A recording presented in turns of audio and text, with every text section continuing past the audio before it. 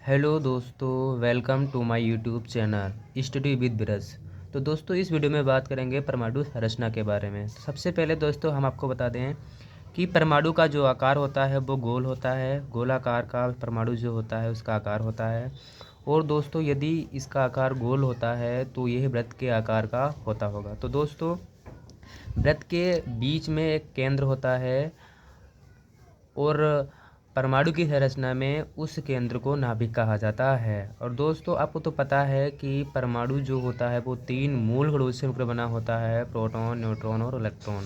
तो दोस्तों, परमाणु का जो नाभिक होता है उसमें प्रोटॉन और न्यूट्रॉन पाए जाते हैं, जबकि जो इलेक्ट्रॉन होते हैं वो नाभिक के चारों ओर वृत्तीय रेखाओं में घूमते रहते हैं। जैसा कि यहाँ पर लिखा भी है कि इलेक्ट्रॉन जो होते हैं वो नाभिक के चारों ओर वृत्तीय रेखाओं में घूमते रहते हैं। और जो इलेक्ट्रॉन होते हैं वो जिन वृत्तीय रेखाओं में घूमते हैं उन रेखाओं के नाम होते हैं। उन्हें हम कोश बोल सकते हैं, कक्ष बोल सकते हैं या फिर ऊर्जा स्तर भी बोल सकते हैं। और दोस्तों, इनके इंग्लिश में भी सबके अलग अलग नाम होते हैं। कोश को सेल कहा जाता है, कक्ष को ऑर्बिट कहा जाता है और ऊर्जा स्तर को एनर्जी लेवल कहा जाता है।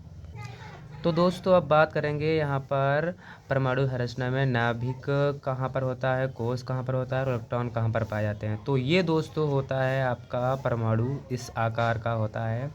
बीच में नाभिक होता है और नाभिक को प्लस से दर्शाते हैं। और दोस्तों, अभी आपने पढ़ा था कि नाभिक में प्रोटॉन प्लस न्यूट्रॉन होते हैं। तो न्यूट्रॉन के ऊपर जो आवेश होता है वो कुछ नहीं होता है, ना ही प्लस का ना ही माइनस का, इसलिए इसके ऊपर आवेश कुछ नहीं होता है, जीरो होता है। जबकि प्रोटॉन के ऊपर आवेश होता है प्लस का। तो दोस्तों, नाभिक में प्रोटॉन न्यूट्रॉन पाए जाते हैं। तो प्रोटॉन के ऊपर तो प्लस होता है और न्यूट्रॉन के ऊपर कुछ भी नहीं होता है, इसलिए नाभिक को प्लस के आवेश से दर्शाया जाता है। जबकि नाभिक के जो चारों ओर वृत्तीय रेखाएं होती हैं इन्हें कहा जाता है कोश।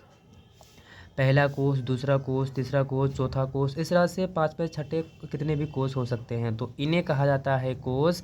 और इन कोषों में जो होते हैं इलेक्ट्रॉन घूम रहे होते हैं। प्रत्येक कोष का या प्रत्येक सेल का अपना अपना अलग अलग नाम होता है। पहली सेल का नाम होता है के, दूसरी का नाम एल, एम, एन, इस तरह से इनके नाम होते हैं। और दोस्तों, हम आपको बता दें कि ये जो कोष होते हैं ये भी छोटी छोटी चीज़ से मिलकर बने होते हैं जिन्हें उपकोष कहा जाता है। जो कोष होते हैं वो छोटी छोटी चीज़ से मिलकर बने होते हैं जिन्हें उपकोष कहा जाता है।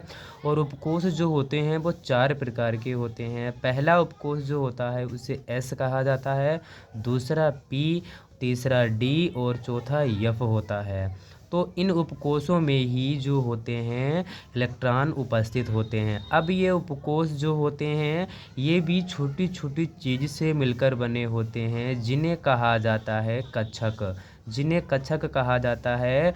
और इन्हें इंग्लिश में ऑर्बिटल कहते हैं। दोस्तों, एक कक्षक में मैक्सिमम 2 इलेक्ट्रॉन आ सकते हैं। पहला इस तरह से इलेक्ट्रॉन भरा जाता है और दूसरा इस तरह से इलेक्ट्रॉन भरा जाता है।